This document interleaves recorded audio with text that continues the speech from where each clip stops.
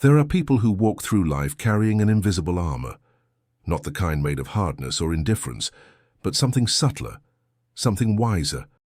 They move through conflicts, criticisms, and chaos with a strange kind of calm, as if nothing can truly disturb the ground they stand on, as if they know something the rest of us have forgotten. And perhaps they do, because somewhere along the way they learned what Thomas Merton spent his entire life discovering, that the world cannot touch you unless you give it permission, that no one can get under your skin unless you open the door from the inside. But here's the paradox. The very thing that makes us human, our capacity to feel, to connect, to care, is also what makes us vulnerable. We want to be understood. We want to be seen. And in that wanting, we hand over the keys to our peace. We give strangers the power to ruin our day. We give critics the authority to define our worth.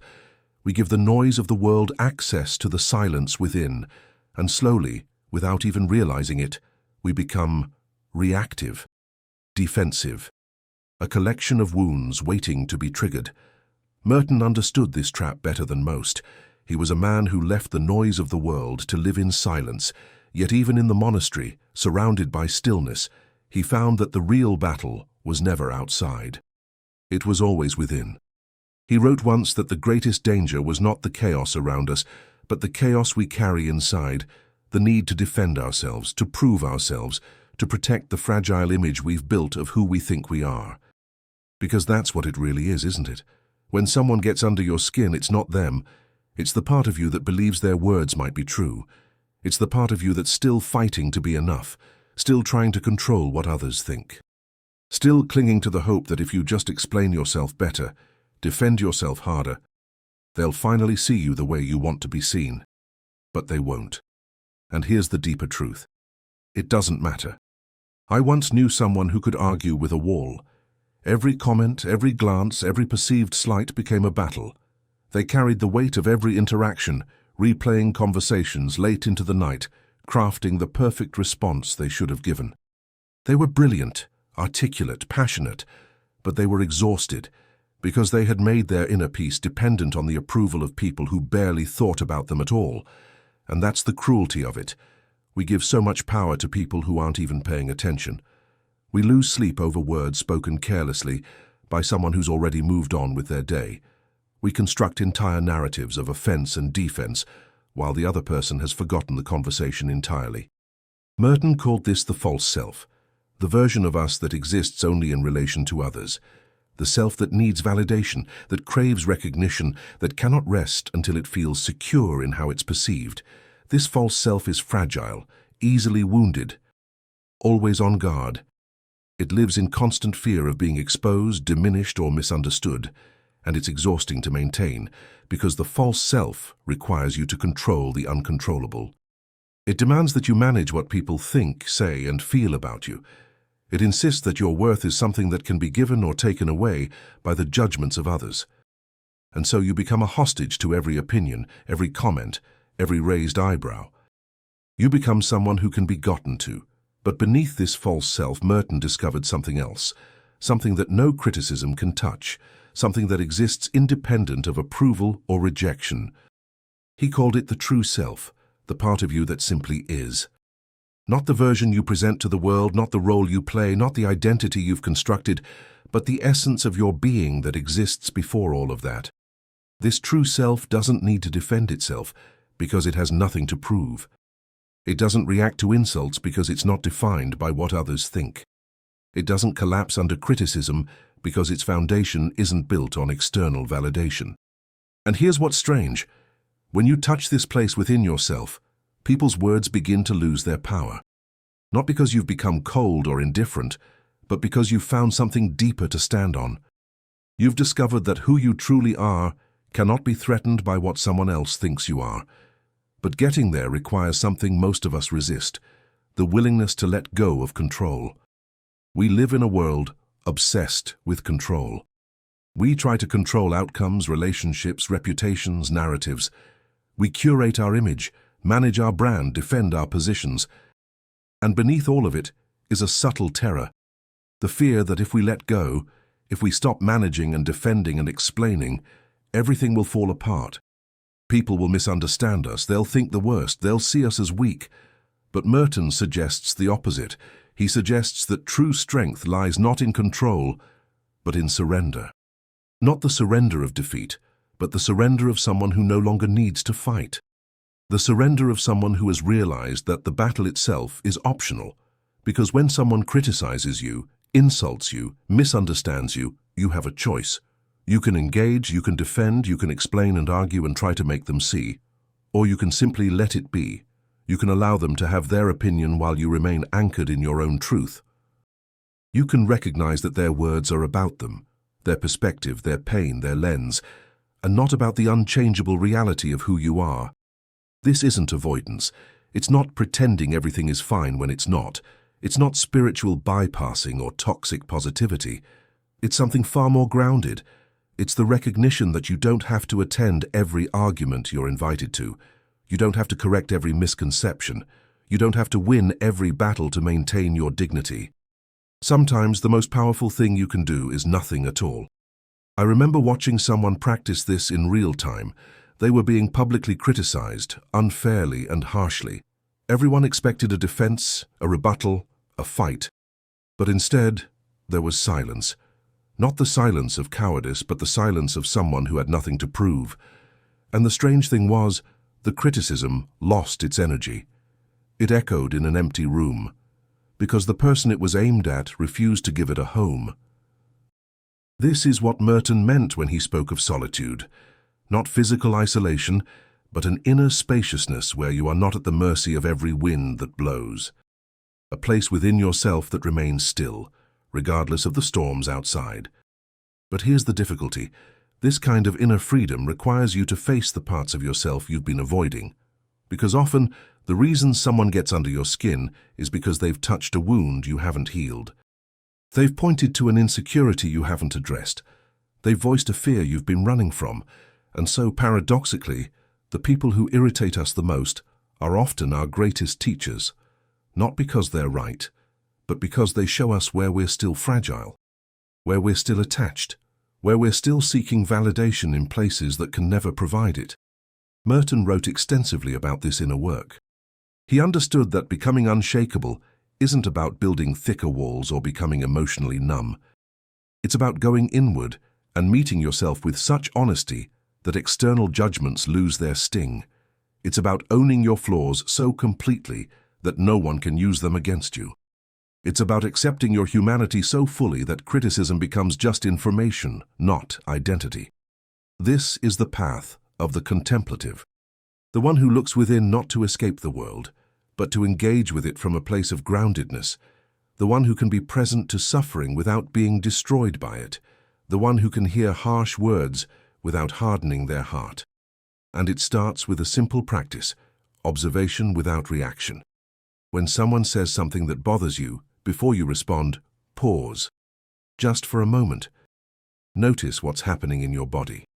Notice the heat rising, the thoughts spinning, the urge to defend. Notice it all without acting on it. Just watch. In that gap between stimulus and response, something profound can happen. You realize you have a choice.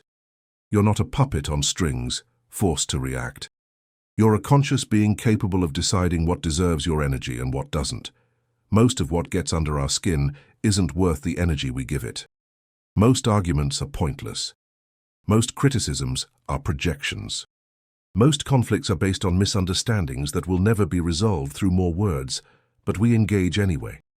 Because we've been conditioned to believe that silence is weakness, that not defending yourself means accepting defeat, that letting something go means they were right. None of this is true. Sometimes the strongest statement you can make is no statement at all. Sometimes the clearest message you can send is that you're simply not available for drama. Sometimes the most powerful position is the one where you're no longer playing the game. Merton lived this. He spent years in silence, and from that silence, he spoke with more clarity than most people achieve in a lifetime of words. He understood that you don't need to shout to be heard. You don't need to fight to be strong. You don't need to defend your truth for it to remain true. The truth stands on its own. Always has. Always will. And when you anchor yourself in that truth, Not the truth of being perfect or right or superior, but the simple truth of your inherent worth as a human being. You become unreachable.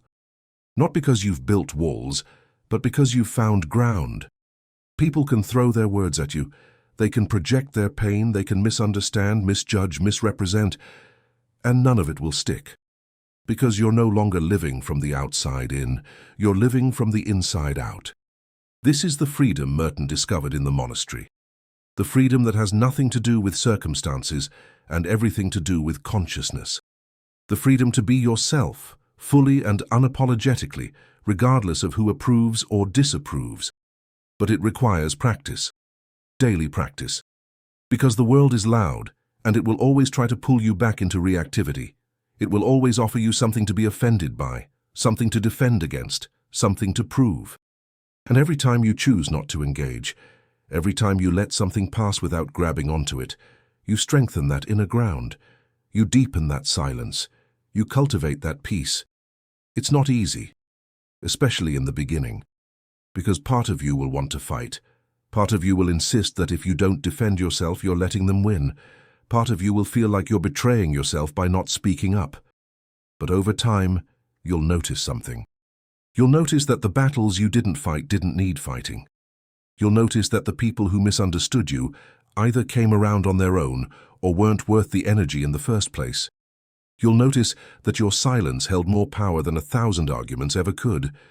And slowly, the noise begins to quiet.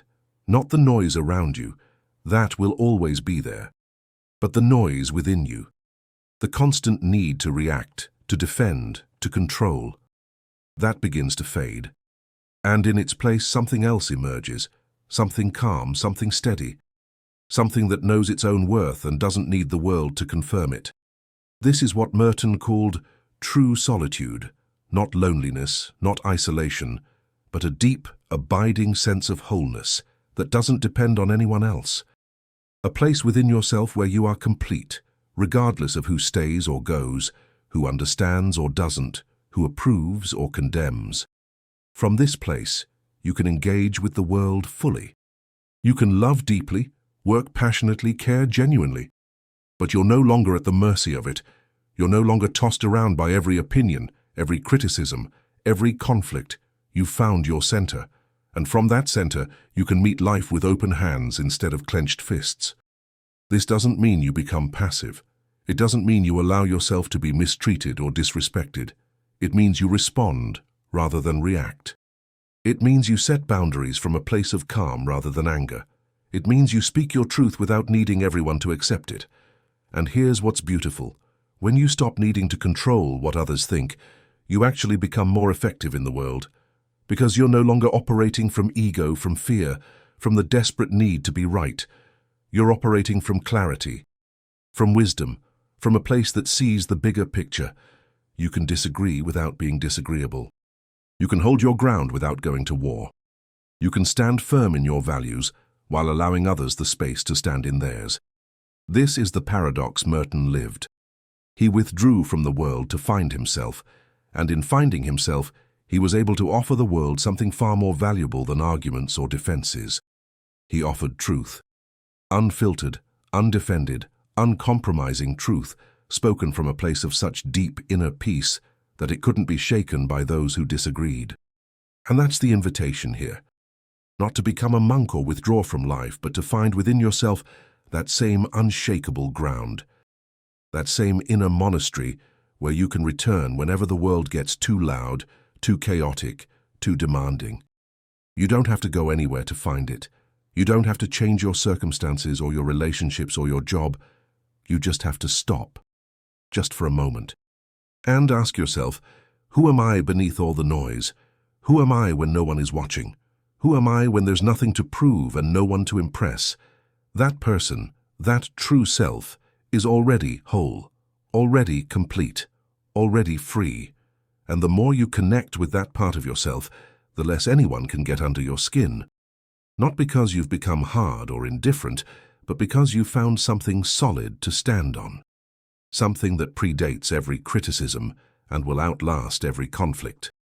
You've found yourself, and once you've found yourself, really found yourself, the world can throw whatever it wants at you. Some of it might sting, some of it might hurt, but none of it can break you, because you're no longer building your identity on the shifting sands of other people's opinions. You're building it on the bedrock of your own being. And that, as Merton discovered, is the only foundation that holds. So the next time someone tries to get under your skin, remember this: they can only reach you if you let them in. They can only disturb your peace if you hand them the keys. And you always, always have the choice to keep those keys for yourself. You can listen without absorbing. You can hear without internalizing. You can acknowledge without agreeing. You can be present without being permeable. This is the art of living in the world without being consumed by it. The art of engaging fully while remaining anchored deeply. The art of loving openly while protecting your inner sanctuary. And it's not something you achieve once and have forever. It's a practice, a daily returning to that quiet place within, a constant choosing of peace over reactivity, of presence over defense, of truth over validation. Some days will be easier than others. Some moments you'll slip back into old patterns, old defenses, old wounds. And that's okay. This isn't about perfection. It's about direction. It's about gradually, over time, learning to live from a deeper place, a place where you are no longer a leaf in the wind, blown about by every opinion, but a tree with deep roots, swaying with the breeze but never uprooted by the storm. Think about what happens when you give someone that power, when you let their words determine your mood, their opinions shape your self-worth, their approval dictate your choices. You become fragmented, scattered. You lose touch with the coherent center of yourself because you're constantly adjusting, adapting, defending, explaining. You become a mirror, reflecting back what you think others want to see. And in that constant mirroring, you forget your own face. Merton spent years wrestling with this. Even in the monastery, surrounded by silence and contemplation, he found himself caught in the trap of needing validation from his superiors, his fellow monks, his readers. He wanted to be seen as holy, as wise, as enlightened, and that wanting created its own kind of suffering. It wasn't until he stopped trying to be anything, stopped performing even spirituality, that he found actual peace. It wasn't until he let go of the image of Thomas Merton the monk and just became himself that he touched something real. And that's the deepest teaching here. The real work isn't about managing other people's perceptions. It's about releasing your attachment to those perceptions entirely. It's about getting so comfortable with who you actually are, flaws and all, contradictions and all, that nothing anyone says can destabilize you. Because when you know yourself, truly know yourself, criticism becomes just noise. It doesn't penetrate. Not because you're defending against it, but because there's nothing to defend. You've already accepted your humanity. You've already made peace with your imperfections. You've already stopped pretending to be something you're not. And from that place of radical self-acceptance, something miraculous happens. The opinions of others lose their charge. They become like weather, passing through, sometimes stormy, sometimes clear, but never permanent, never defining. I knew someone once who spent years trying to win over a parent who would never approve. Every achievement was met with criticism, every success with skepticism, every effort with indifference. And for years they kept trying, kept hoping that if they just accomplished enough, became enough, proved enough, the approval would finally come. It never did. But something else happened. They got tired, so tired of performing, so exhausted from caring what someone who would never be satisfied thought. And in that exhaustion, they gave up. Not in defeat, but in surrender. They stopped trying to win the unwinnable game. And when they stopped trying, when they finally let go of the need for that approval, something inside them healed. Not because the parent changed, they didn't, but because the need itself dissolved. The hook that had been embedded in their psyche for decades simply let go. They were free, free to be themselves without the constant weight of judgment, free to make choices based on their own values rather than someone else's expectations, free to live their life without the exhausting work of trying to be seen by someone who refused to look. This is what's possible when you stop giving people access to your inner world, when you stop making your peace conditional on their understanding, when you reclaim the authority over your own life. But here's what's subtle about this work. It's not about cutting people off or building walls or becoming emotionally unavailable. It's about developing discernment, about understanding the difference between healthy connection and toxic enmeshment, about knowing when to engage and when to simply let things be. Some battles are worth fighting, some conversations are worth having, some relationships deserve your energy and attention and care, but most are not. Most of the things that bother us are trivial, most of the arguments are pointless, most of the offenses are misunderstandings blown out of proportion by our own insecurity. And learning to distinguish between what actually matters and what's just noise is one of the most important skills you can develop, because your energy is finite, your attention is precious, your peace is sacred, and you cannot afford to waste these things on people and situations that will never change, never improve, never bring anything but drama into your life. Merton learned this through his correspondence. He received thousands of letters during his life, from seekers, from critics, from admirers, from challengers, and early on, he tried to respond to everyone. He tried to explain himself, defend his positions, convert his critics. But over time, he realized the futility of it. Some people wrote not to understand, but to argue, not to learn, but to prove him wrong, not to connect, but to tear down. And engaging with those people was like pouring water into a bucket with no bottom. It never filled.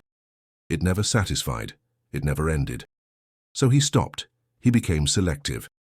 He responded to those who were genuinely seeking, genuinely open, genuinely interested in dialogue. And the rest? He let go. Not with bitterness or resentment, but with the simple recognition that his time and energy were better spent elsewhere. This is wisdom. This is maturity. This is what it looks like to honor yourself and your purpose without getting lost in the endless demands of a world that will take everything you have if you let it. And the beautiful thing is, when you stop scattering your energy, when you stop trying to convince everyone, when you stop defending yourself against every slight, you actually become more effective, more clear, more powerful. Because power, real power, doesn't come from control. It comes from presence. From being so grounded in yourself that your very being communicates what words never could. From embodying your truth so fully that explanations become unnecessary. People feel this. They can sense when someone is anchored versus when someone is grasping. They can tell the difference between confidence and arrogance, between peace and pretense, between genuine strength and performative toughness. And when you stop performing, when you stop trying to manage perceptions, when you simply show up as you are, people either resonate with that or they don't. And both are fine. Both are perfect, actually, because the ones who resonate are your people, and the ones who don't were never meant to be. This is the freedom that awaits on the other side of people-pleasing, the freedom to let people leave who want to leave, the freedom to be misunderstood without spiraling, the freedom to prioritize your own peace over someone else's comfort, the freedom to say no without guilt, and yes without resentment. It's not selfish. It's necessary. Because if you don't protect your inner world, no one else will. If you don't value your peace, no one else can. If you don't set boundaries, you'll become everyone's dumping ground. And that's not service. That's not love. That's not connection. That's codependence. That's self-abandonment dressed up as compassion. This is the freedom Merton found. The freedom to be fully human in a world that constantly tries to make us less than that. The freedom to feel deeply without being controlled by those feelings. The freedom to care genuinely without making our peace dependent on outcomes. And it's available to all of us.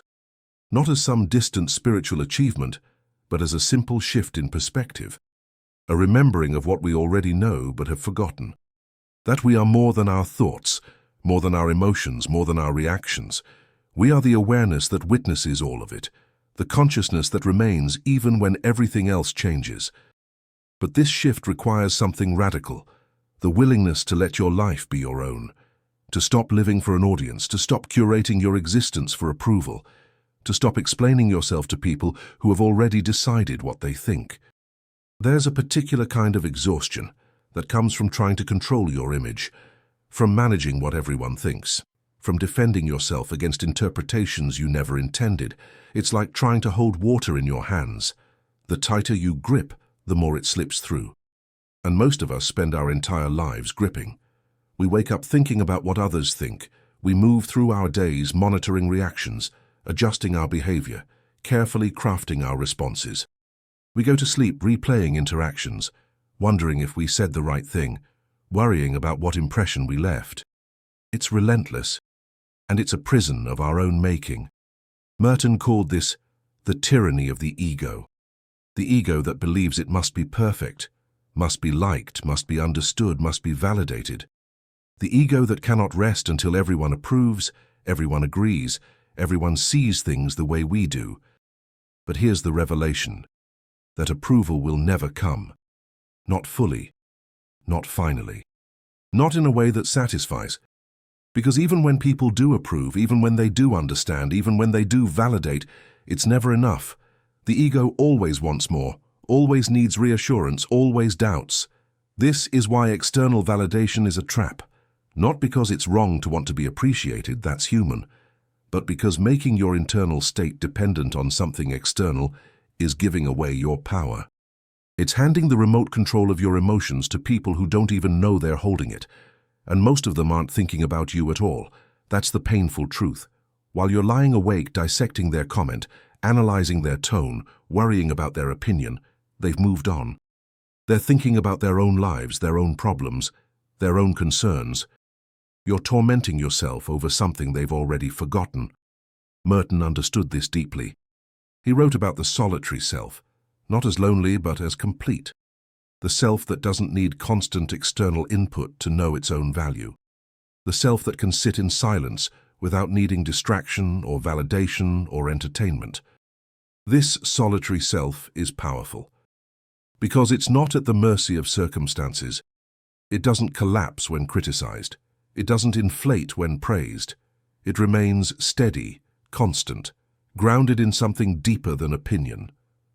But accessing this self requires practice, daily practice, because the world is designed to pull you out of yourself. Social media wants your attention, news wants your outrage, people want your reaction. Everything is engineered to keep you externally focused, constantly comparing, constantly responding, constantly engaged. And in all that noise, you lose the thread of yourself. You lose touch with your own knowing. You forget what you actually think, what you actually want, what actually matters to you beneath all the conditioning and expectation and performance. So the practice is simple, but not easy. Come back to yourself, again and again. When you notice you're spiraling about what someone said, come back to yourself. When you catch yourself crafting the perfect response to prove you're right, come back to yourself. When you realize you're contorting yourself to fit someone else's expectation, come back to yourself. Ask, what do I actually think? What do I actually feel? What do I actually know to be true, regardless of who agrees or disagrees? This inner compass is always available, always accurate, always pointing toward your truth, but you have to get quiet enough to hear it. You have to stop listening to the noise long enough to hear the signal. And when you do, when you start living from that inner knowing, rather than external validation, everything shifts, not overnight, not dramatically, but gradually, steadily, you become harder to shake, harder to manipulate, harder to knock off your center, because you're no longer building your life on the shifting sands of opinion.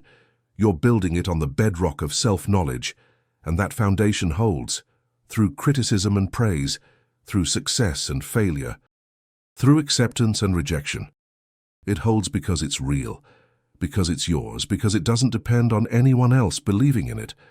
And that consciousness, that awareness, that true self, it cannot be threatened. It cannot be diminished. It cannot be gotten to, because it simply is. And when you rest in that isness, when you anchor yourself in that unchanging presence, you discover something extraordinary. You discover that you've been fighting a war that was never real. You've been defending a self that was never in danger. You've been protecting something that never needed protection, because the real you, the true you, the you beneath all the layers and masks and defenses, that you is indestructible. Not because it's hard or closed or armored, but because it's vast. So vast that nothing can contain it. So spacious that every criticism passes through without leaving a mark. So deep that no surface disturbance can reach the stillness at the bottom. This is what it means to never let anyone get under your skin again. Not by building walls, but by expanding your interior space until there's room for everything. Room for praise and criticism. Room for love and loss. Room for success and failure. Room for the full catastrophe of being human.